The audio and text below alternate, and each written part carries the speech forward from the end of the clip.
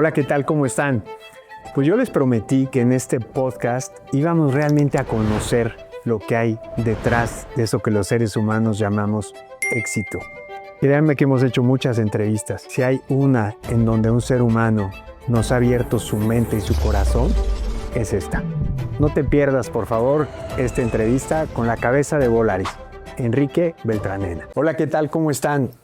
Me da muchísimo gusto hacer esta entrevista el día de hoy, porque, como bien le decía aquí en persona, Enrique Beltranena, director general de Volaris, la cabeza de Volaris en nuestro país, es una gente a quien yo siempre he admirado.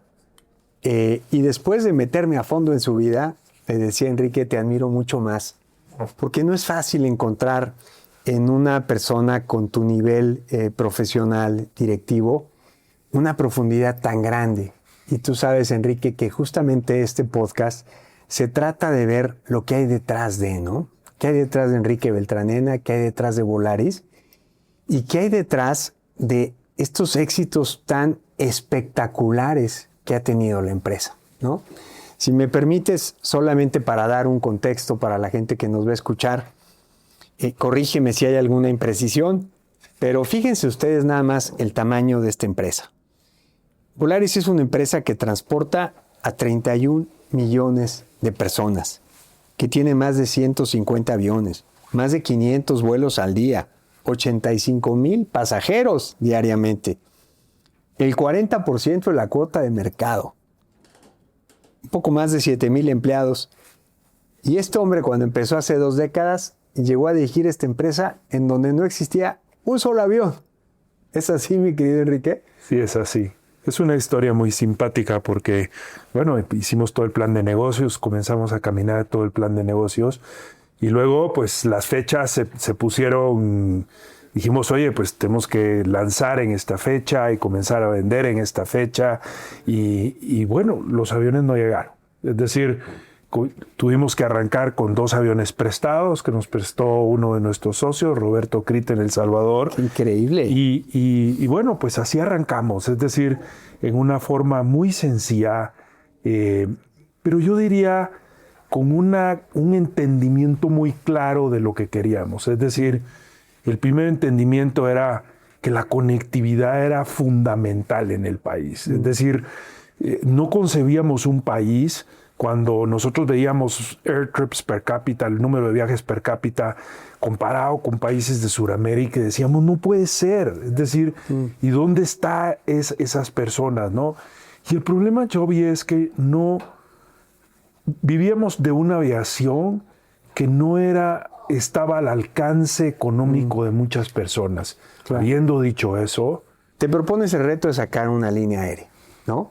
En un país en donde, como bien lo dices, ya me imagino, hace 20 años, la gente no vuela. Probablemente la mayoría se transportaba o se transporta en camión, tú lo tendrás mucho más claro. Pero entonces, y partes sin aviones, con 2 aviones prestados. En ese momento, si pudieras regresar a ti en ese momento, y dices, tengo un reto brutal, quiero sacar una línea aérea, quiero comerme parte del mercado. No tengo aviones, tengo 2 aviones prestados, el país no vuela. ¿Cuál fue el éxito del razonamiento, del diagnóstico que te permitió, como dices tú, tener una idea muy clara? Porque las ideas están muy claras, pero la realidad en ese momento era nada, ¿no? Uh-huh. ¿Te acuerdas de ti en ese momento? Sí, claro. Es decir, yo te diría, hicimos un estudio de mercado que fue una maravilla, primero.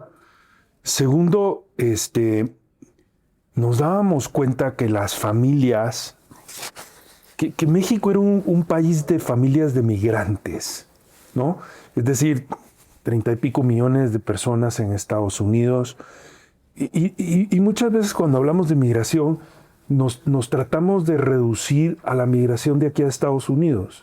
Sin la migración de la parte del sur del país a la parte norte del país, con el desarrollo del NAFTA en unos años después, es enorme.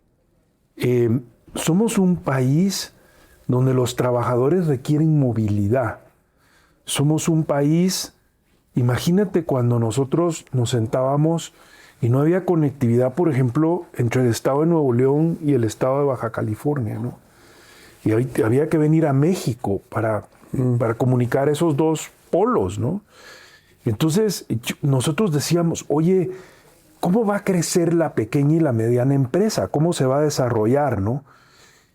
Y yo te diría, cuando me preguntan cómo te veías en aquella época, casi que te diría una analogía de un niño frente a un pastel enorme que se lo quiere comer, ¿no? Es decir, yo decía, wow, es que qué oportunidad, ¿no? Es decir, qué gran oportunidad. Pero lo que sí creo que sí estuvo desde aquel momento detrás de nosotros, y te diría no solo de mí, sino de todos los consejeros de la empresa, es que no queríamos hacer una empresa que simplemente conectara. Queríamos hacer una empresa que fuera parte del tejido social de México. Que México sintiera que realmente era de ellos, ¿no? Y yo me acuerdo cuando nosotros arrancamos, cosas que me dolieron muchísimo, una publicidad que sacó uno de nuestros competidores que ponía un avión con ruedas de bicicleta en la portada de atrás de uno de los periódicos más importantes, ¿no? Y yo decía, qué triste vivir en un país donde esos ejecutivos de esa empresa, que por cierto ya desapareció, no se dan cuenta de la brecha enorme entre quienes pueden administrar su tiempo y quienes no, entre quienes pueden tener acceso a la movilidad y no, entre quienes pueden sacar su producto de sus pequeños mercados para irse a un mercado mucho más grande. Qué triste que no se entienda la importancia de la dignidad de esas personas, la importancia de lo que es porque en aquella época hablábamos de que México, que era un México de 115 millones de habitantes, íbamos a llegar a los 130 millones de habitantes en el 2030, 2032, y el 50% de la población iba a ser clase media. Imagínate qué sueño aquel, y con la distancia con la que lo veíamos en aquella época, ¿no? Hoy, un modelo de punto a punto, un modelo que permite que las personas viajen, un modelo que ha generado tantos reencuentros para tantas familias, un modelo que hace que las personas vuelen no solo por negocios, no solo por la necesidad económica, un modelo que te permite volar por cultura, volar por identidad, ¿no? Es decir, estamos a las puertas de uno de los eventos deportivos más grandes del mundo y la gente me dice, vamos a poder volar, vamos a tener esa movilidad. Claro. Aquello era un sueño en aquella época. Es lo que te iba a decir, o sea, lo dices y evidentemente es una historia en donde haces la transición del inicio a la actualidad muy exitosa, pero te das cuenta lo valioso que fue esa reflexión, ese diagnóstico en ese momento, y como si ustedes hubieras hecho tú un diagnóstico diferente, el sueño probablemente no se hubiera cumplido, ¿no? Pero bueno, evidentemente está más que cumplido. ¿Qué sientes, Enrique, de ver que lo que sentías que iba a suceder, que la respuesta que ibas a ofrecer al país, finalmente fue una respuesta verdadera, profunda, arraigada, que funcionó en términos económicos y en términos sociales? Porque el diagnóstico que tú ahorita comentas es un diagnóstico que va más allá de razones económicas. Estás hablando de un tejido social, de una necesidad sociológica de acercarte con los tuyos, de acercar los puntos diferentes del país. ¿Qué sientes cuando dices, acerté, caray, acerté o acertamos en esta reflexión inicial? Mira, Chovi, de entrada te digo... Fue un campanazo, le pegaron. Fue un campanazo definitivamente. Es decir, cuando nosotros vimos los proyectos iniciales que Pedro Aspe traía con su fondo, cuando hicimos los análisis con Emilio Azcárraga, con el ingeniero Slim y su gente, yo creo que no nos imaginamos la dimensión de lo que esto iba a ser, definitivamente. Qué maravilla. Y obviamente, pues en aquella época hablábamos de una cosa mucho más chica. Hoy esto es una aerolínea de 154 aviones, de 31 millones de pasajeros, Pero te quiero decir una cosa. Yo creo que cuando veo retrospectivamente los inicios, y hoy estamos prácticamente en las puertas del 20 aniversario, me pongo a pensar, Chovy, lo difícil que es para mí, si tú te pones a pensar mover 95,000, 100,000 clientes diarios, pues eso no lo hago yo. Eso lo hace un equipo, ¿no? Y entonces yo sí siempre digo que hicimos 3 cosas muy importantes. La primera fue entender que el modelo no funcionaba si no teníamos gente igual a la que estaba aspirando ese servicio. Okay. Entonces, cuando tú miras la gente que está en Volaris, es una gente que tiene el sueño de volar, que tiene el sueño de concretar ese servicio y de entregarse en el servicio. O sea, hay una empatía total con tu consumidor. Hay un calce perfecto entre el equipo y los objetivos de esa conectividad y de eso. El segundo tema, Chovy, es entender que no lo puedes hacer solo. Es decir, 100,000 pasajeros diarios, 565, 570 vuelos, ahora vamos hacia 600 vuelos diarios. ¡Qué barbaridad! Viejo, ¡Qué barbaridad! Yo me puedo sentar en mi oficina y hacer lo que quiera. Ni un solo pasajero se sube porque yo lo subí, ¿ok? A menos de que esté en un aeropuerto trabajando. No directamente, pero indirectamente todos se suben porque estás aquí a la cabeza. Entonces, entender eso. ¿Duermes tranquilo? Perdón, porque yo siempre he pensado que si yo fuera cabeza de una aerolínea, en el momento en el que despega un avión, ¿duermes tranquilo? Tenía uno de los socios que decía que en esta industria hay que aprender a dormir con un ojo abierto, ¿no? Sin duda, sin duda. Y entonces, Okay, me estabas diciendo, o sea, primero hay una empatía entre tus gentes y la gente que y los objetivos de esa gente. Es decir, yo cuento una anécdota de bueno, cuando van quebrando todas las aerolíneas de entre el 2000 y el 2010, una noche en un hangar de mantenimiento, un empleado me dice, es que los mexicanos no podemos tener aviación. Le dije, yo te voy a cambiar esa idea, ¿ok? Y hoy, 20 años retrospectivamente, le puedo decir a la gente que ha trabajado con nosotros que la cambiamos. Y el tercer elemento, Chovy, es... se dice fácil, ¿eh? Se dice fácil. ¿Cómo? Es decir, ¿quién es la gente de la que te rodeas?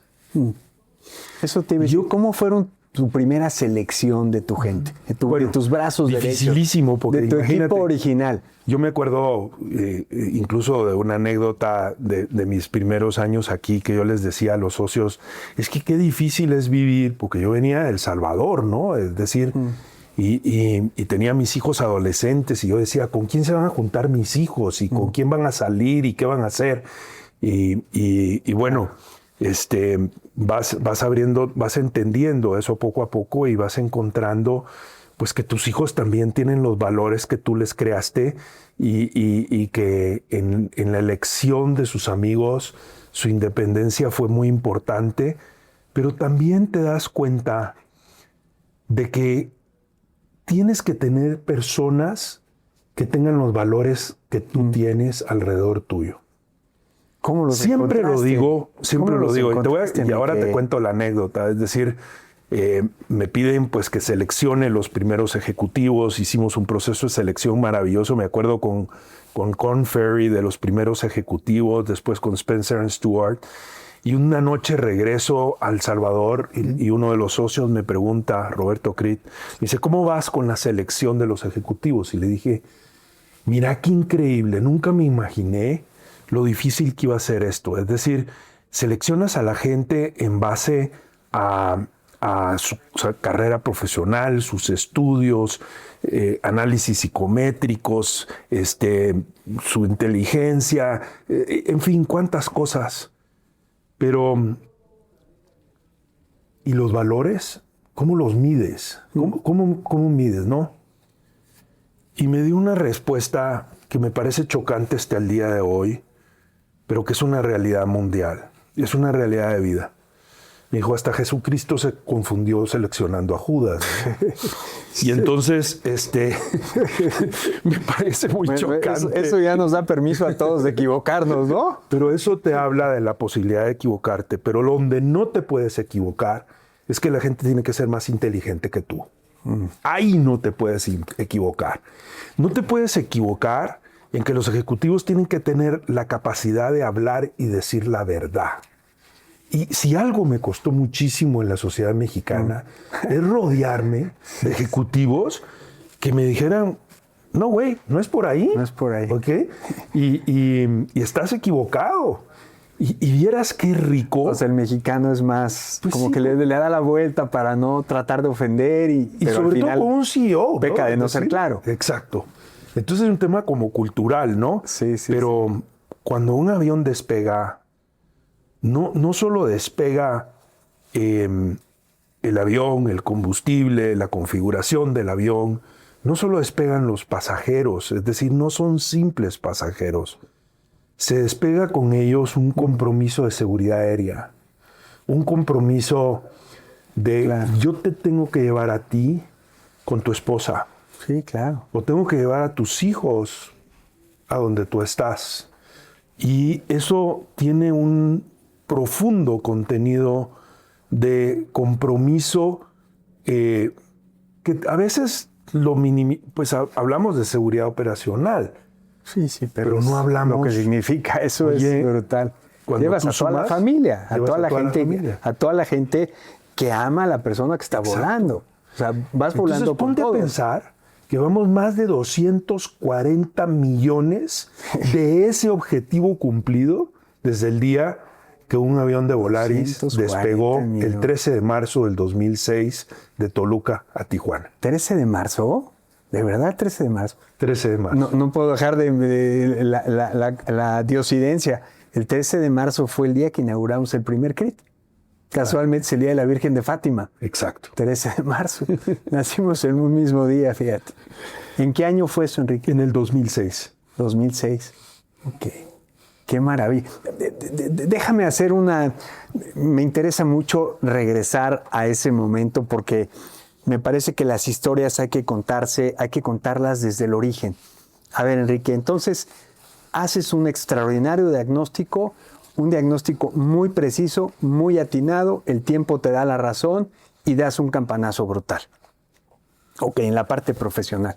En la parte humana, si tuvieras tú que recordarte hace 20 años y en el transcurso de estas 2 décadas, en la parte humana, ¿cuál fue el valor tuyo, tu valor personal, que te resultó más útil en esta etapa fundacional y de arranque de una empresa, ¿no?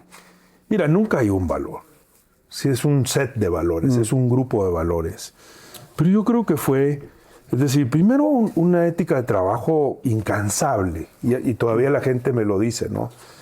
Te voy a contar una historia. Vengo regresando esta mañana de sacar mi tarjeta del INAPAM. Es decir, tengo 63 años, no la había sacado en los últimos 3 años. Y entonces, efectivamente, hoy soy oficialmente Sentimientos encontrados, ¿no? Me pasó igual el otro día que me hicieron un descuento en el cine y le dije, mire, señorita, si me hace usted el descuento, no voy a entrar a la sala porque me está usted ofendiendo, pero no, acepté mi descuento sin problema. Entonces, alguien me decía, pero es que no, es decir, no estás oficialmente viejito, la energía que tienes Claro.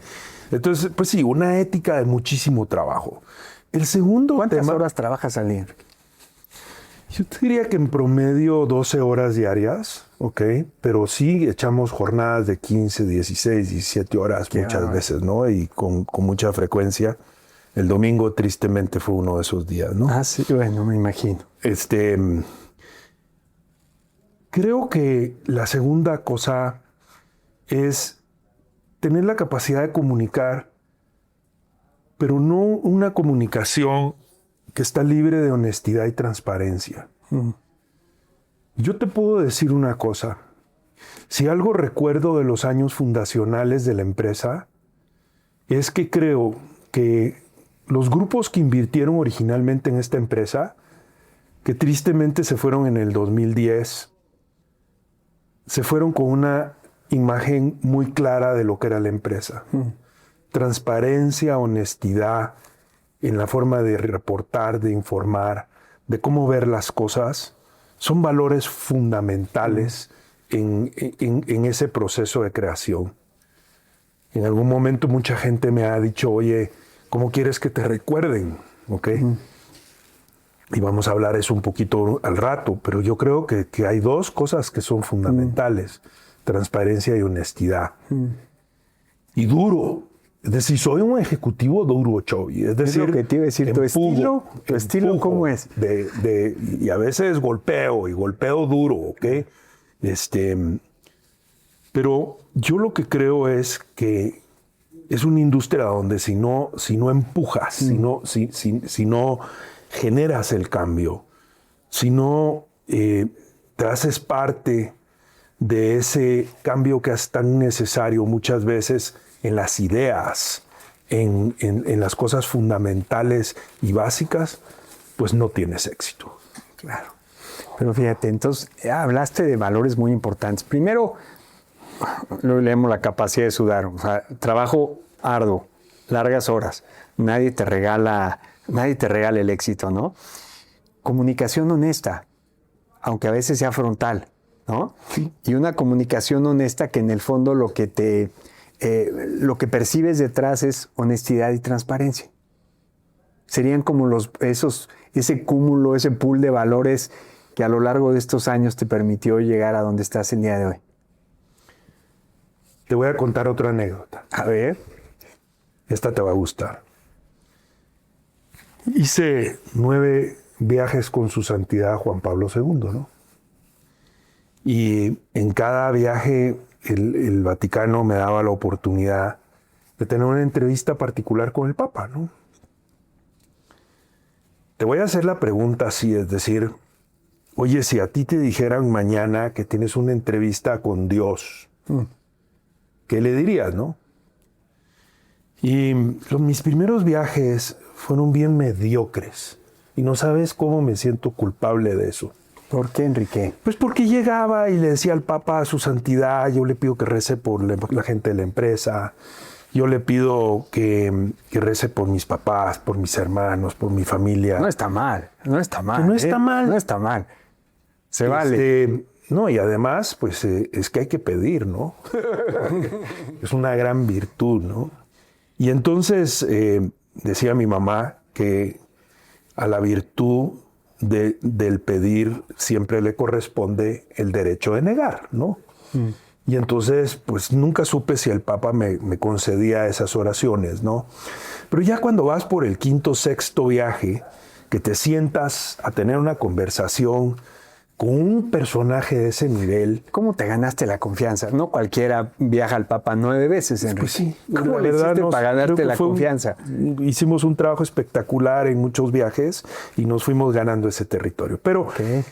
Viaje por viaje. Viaje por viaje. Pero entonces en aquel viaje yo dije, yo no puedo seguirle haciendo esta pregunta mediocre al Papa. Es decir, oye, aquí están estos escapularios, estos rosarios, me pidieron que te diera esta carta a este niño enfermo, me pidieron que... Es decir... Llevas todas las peticiones de la familia y la comunidad. Exacto, ¿no? Y entonces mi saco era el rosario, era un costal de cosas ahí metidas.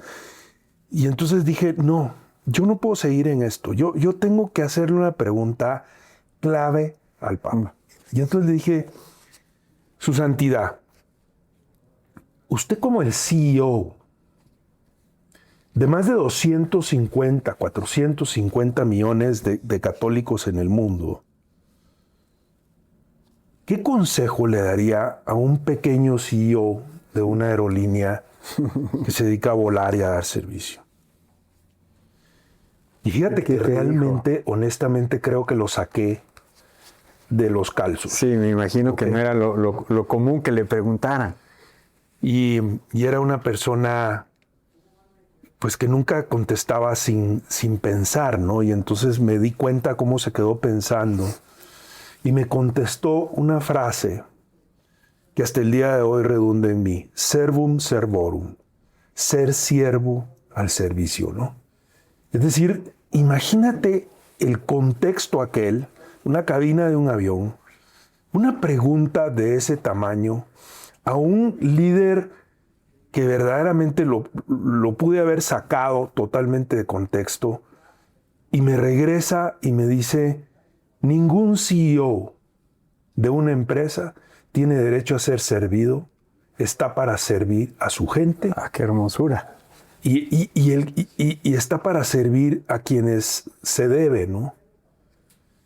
Ese contexto, yo te diría que cambia mi vida. Es decir, literal, o sea, fue un antes y un después. Fue un antes y un después. Es decir, te das cuenta, porque yo en aquella época tenía 34 años, pues con unas ansias de comerme el mundo, con unas ansias de ser un ejecutivo relevante, con unas ansias de ser, y de repente te dicen, bájate del banquito y pon los pies sobre la tierra, que estás aquí para servir a tu gente y estás aquí para servir a la gente. ¿Y qué cambió, Enrique? En términos prácticos, después de ese antes y después, llega Enrique, se siente en su misma silla, en su misma oficina.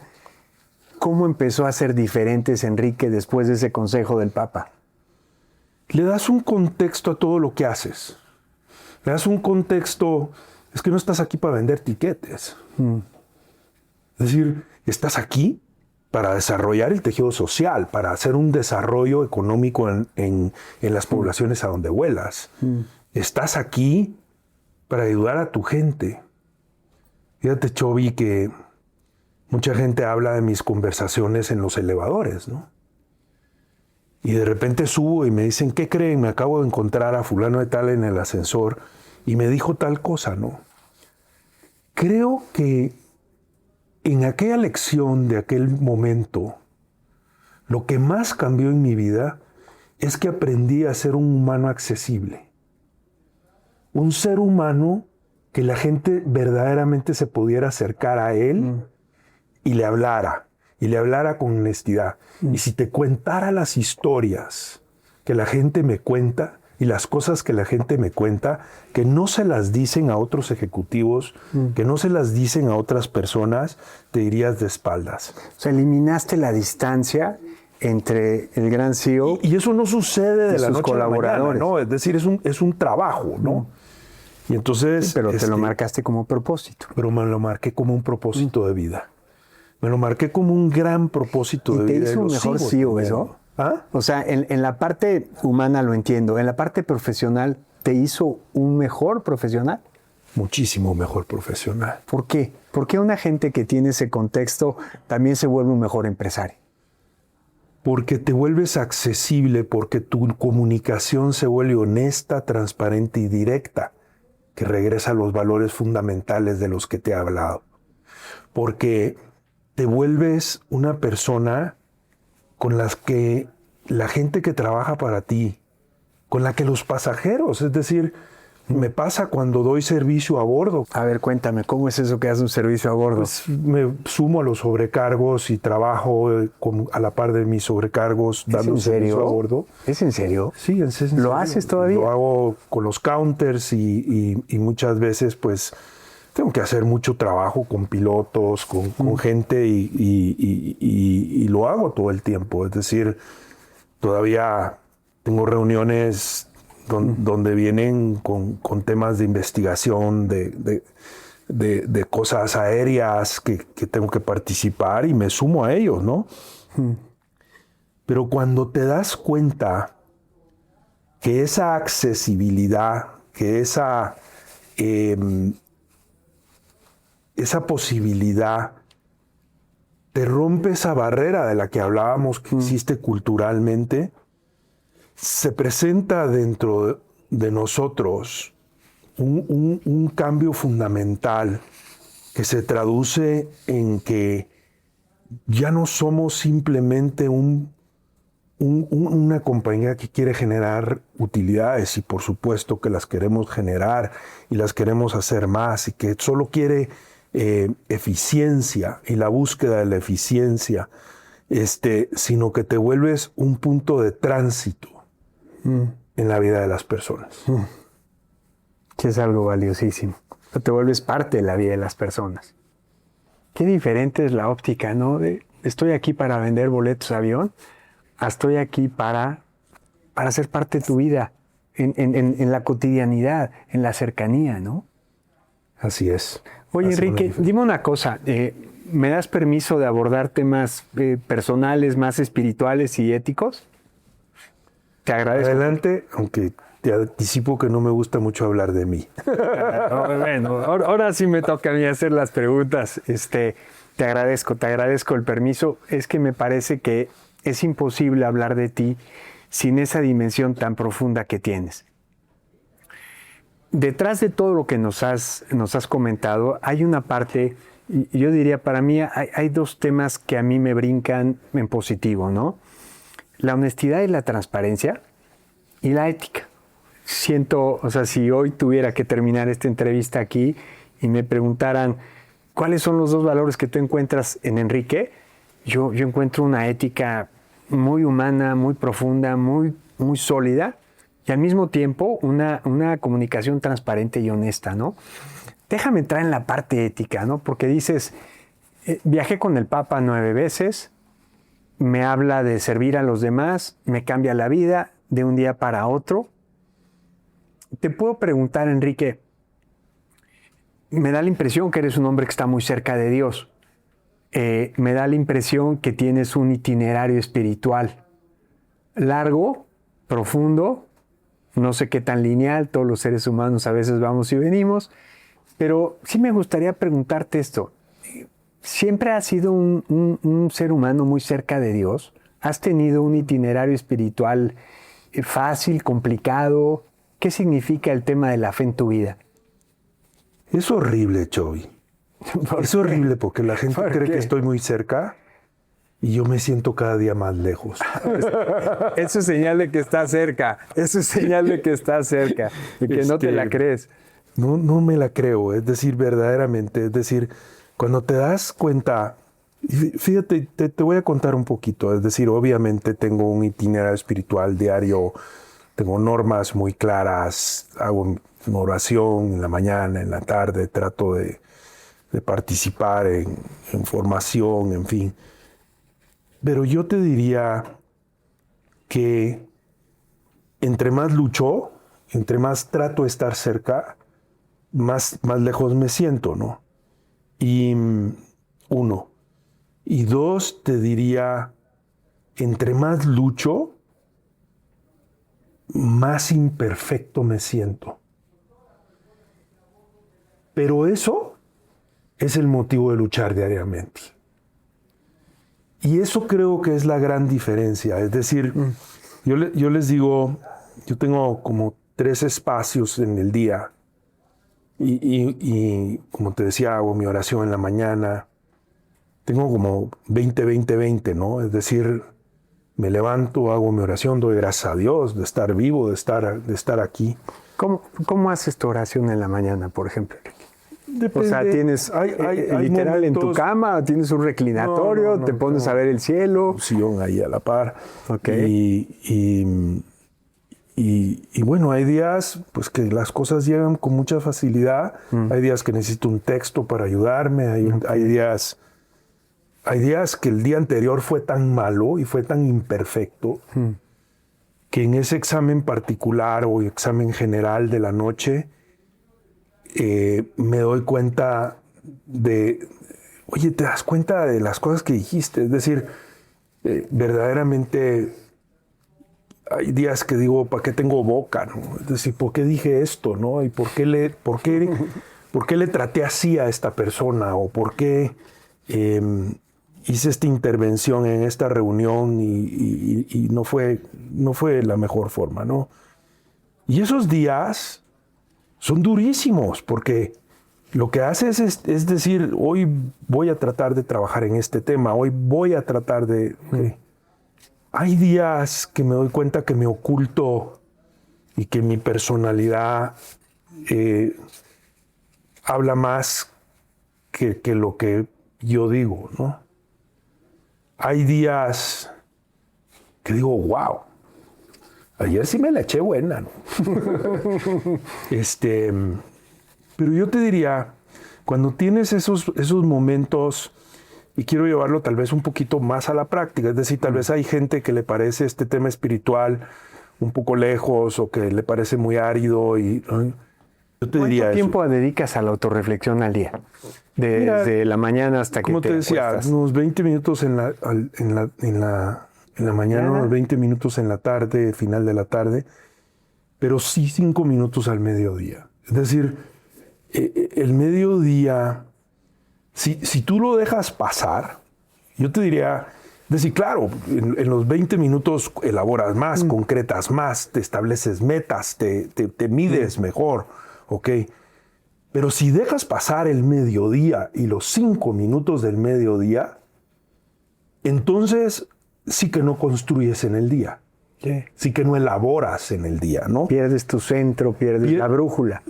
Pierdes, yo te diría, hasta tu punto de gravedad, ¿no? Es decir, porque la distancia entre los dos puntos es muy larga, ¿no? Y entonces, pues, eso te diría que es lo importante, ¿no? Uno pensaría que una gente a tu nivel está con un vértigo impresionante desde el momento que amanece hasta el momento que se duerme y que no se da permiso, no se da la oportunidad de tener estos momentos de reflexión diarios.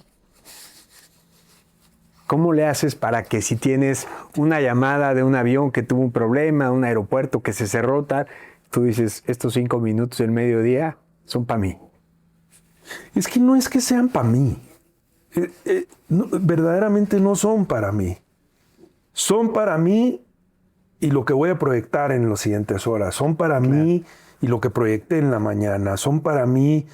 Y entonces, pero además, Joey, es que te das cuenta que conforme va pasando este análisis y esta introspección y todo, te das dando cuenta que no lo haces solo, ¿ok? Que ahí arriba te están echando una manita definitivamente, ¿ok?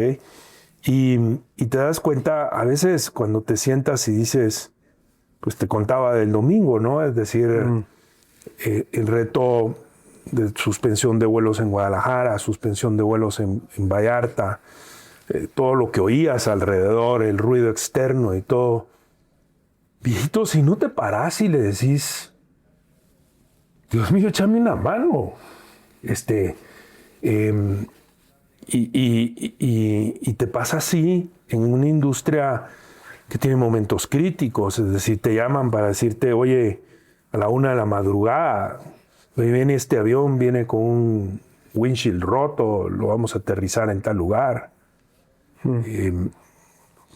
Una de las llamadas que más miedo le tengo es cuando hay temas de seguridad importante, ¿no? Es decir, nunca se me olvida la llamada de, oye, hay un individuo que ha secuestrado a la tripulación, ¿no? Es decir... ¿Te ha pasado eso? Sí. Entonces, híjole, pues yo creo que ser director de una aerolínea sin tener a Dios, sin tener la intercesión del Espíritu Santo y de nuestra Madre, debe ser bien canijo. Y no sé cómo lo hacen mis compañeros del mundo, okay, pero yo no puedo. No puedo solito. Qué bonita respuesta, Okay. qué bonita respuesta. ¿Sabes qué me recuerdas, Enrique? Además, hablando de volar, alguna vez leía una reflexión, ¿no?, que hacían un poco en una tradición más oriental, que hablaban que los seres humanos somos como pájaros. Por cada vez que extiendes las alas para volar, otra vez tienes que replegarlas, ¿no? O sea, porque si no eres dueño de ti mismo, no puedes ser dueño de lo que tienes que hacer, no puedes dirigir con luz, con calma, con serenidad, ¿no? Y Así creo es. que lo que nos estás diciendo es eso, es dedica un tiempo a reflexionar para poder luego recuperar tu centro y ser mejor para los demás, ¿no? Oye, Enrique, déjame pasar otro tema que me parece apasionante. Y hablabas hace ratito de el jefe que luego es el piloto, ¿no? De todas nuestras líneas aéreas y de nuestros aviones. Hay un tema que compartimos y compartimos, creo que la pasión, el enojo, a veces la rabia, la impotencia, que es este tema en donde hemos tenido el privilegio de colaborar con ustedes a través de la Fundación Freedom, que es el tema del abuso y de la trata sexual. Y es un tema que tú has metido en Volaris desde hace muchos años. Nosotros recientemente nos sentimos muy orgullosos de colaborar con Volaris. Pero es un tema que lleva en la empresa como parte de su ADN, de su responsabilidad social. ¿Por qué meterte en ese tema? ¿Qué es lo que están haciendo? Ahora viene el Mundial y hay un tema de turismo sexual preocupante, ¿no? ¿Nos podrías dar un 360 de este tema en la empresa? Mira, Chovy, tal vez te cuento cómo arranca esto. Es decir, en una oportunidad iba en un ejercicio de estos, volando de México a Cancún, en un avión, y venía dando servicio a bordo. Y me doy cuenta de que hay una fila de pasajeros completa de los dos lados, donde venían 2 o 3 niños, pero no se veía que venían bien. Es decir, era evidente que había un problema de relación entre los 3 niños pero sobre todo una niña. Era una niña... ¿Tú venías como pasajero? Yo venía como sobrecargo. Venía trabajando como sobrecargo, ¿no? Wow. ¿Y te diste cuenta de eso? Me comienzo a dar cuenta de que hay algo en la relación. Es decir, hay algo que no funciona, ¿no? Y entonces me regreso con primero de a bordo, la sobrecargo primero de a bordo, y le digo, oye, ¿qué crees? Fíjate que me pasó esto y esto y esto. Y no sé, Choy, pero es que uno tiene percepciones, uno tiene... Y me digo, es que no me gusta esto que pasa en esa fila, ¿no? Y entonces, gracias a Dios, esos sobrecargos, ese equipo de sobrecargos que venía a bordo, como que me escuchan y comienzan ellos también a trabajar conmigo. ¿Y a dónde van? ¿Y por qué van? Y oye, ¿quieres que te traiga algo para pintar o algo para colorear, ¿no? Y oye, ¿quieres que te traiga...? Y entonces nos comenzamos a dar cuenta de que definitivamente algo no cuadraba ahí. Algo no cuadraba, ¿no? ¿Qué pasaba? ¿Los niños retraídos, callados? 2 niños temerosos, totalmente retraídos, como que los hubieran golpeado, como que los hubieran... y la niña como tratando de ¿no? ¿Un adulto? ¿2 adultos? 3 adultos. 3 adultos y 3 niños. 3 adultos y 3 niños. Logro generar cierta empatía con la niña y me dice que quiere ir al baño. Le pido a la sobrecargo mayor que la lleve al baño y en la parte de atrás le sacamos la sopa.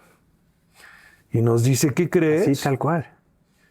Mi papá y mi mamá me regalaron a estas personas.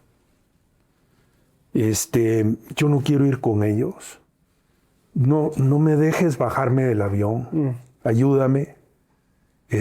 Un cuadro muy difícil, la niña llorando. Y en ese momento te pones a pensar, oye, ¿será que la niña se está inventando este chorro, no? Entras tú también en dudas. Te das cuenta que esa podría ser tu hija. Te das cuenta que esa podría... Y entonces luego, pues ya comenzamos a estudiar los números, comenzamos a ver, te das cuenta que es posiblemente uno de los mayores problemas del mundo, que el tema de trata de personas es uno de los fenómenos más críticos y menos tratados. Bueno, se implementó un protocolo, comenzamos a trabajar con una compañía para hacer esto. Fuimos de las primeras compañías que lo hicimos en Latinoamérica. Llevábamos 10 años en esto. Y entonces la gente me decía, es que no hay que hablar de esto. Porque entonces estos tipos se dan cuenta de que nosotros sabemos cómo identificarlos. Okay. Desarrollamos protocolos para identificar, desarrollamos protocolos, pero en eso nos damos cuenta que los números son apabullantes, ¿no? Que los tamaños de casos que existen son enormes. ¿A nivel mundial o a nivel mundial? Pero a nivel Latinoamérica es uno de los, de los temas más importantes. Y te comienzas a dar cuenta de la infraestructura delincuencial que hay detrás de esto. Es decir, es una infraestructura de transportación de personas, es una infraestructura de filmación, es una infraestructura de llevarlos a hoteles. Cancún y las playas se prestan para estas cosas. Es un tema, como tú lo decías, que viene de la mano de grandes eventos. Es decir, mucha gente que viene a estos eventos y se mete a temas de pornografía infantil. Entonces te das cuenta que, y regresamos a lo mismo, pues que no solo vendemos tiquetes, que tenemos una responsabilidad sobre cómo transportamos a las personas, que tenemos una responsabilidad en la forma en que lo hacemos y que tenemos una corresponsabilidad Estado, sector privado y sociedad, ¿no? Como Volaris, Enrique, ¿cuáles son los frutos, los resultados más importantes de esta labor en contra de esta problemática mundial que es la trata? Es que, Jovi, yo te voy a contestar esta pregunta porque me la hacen con muchísima frecuencia.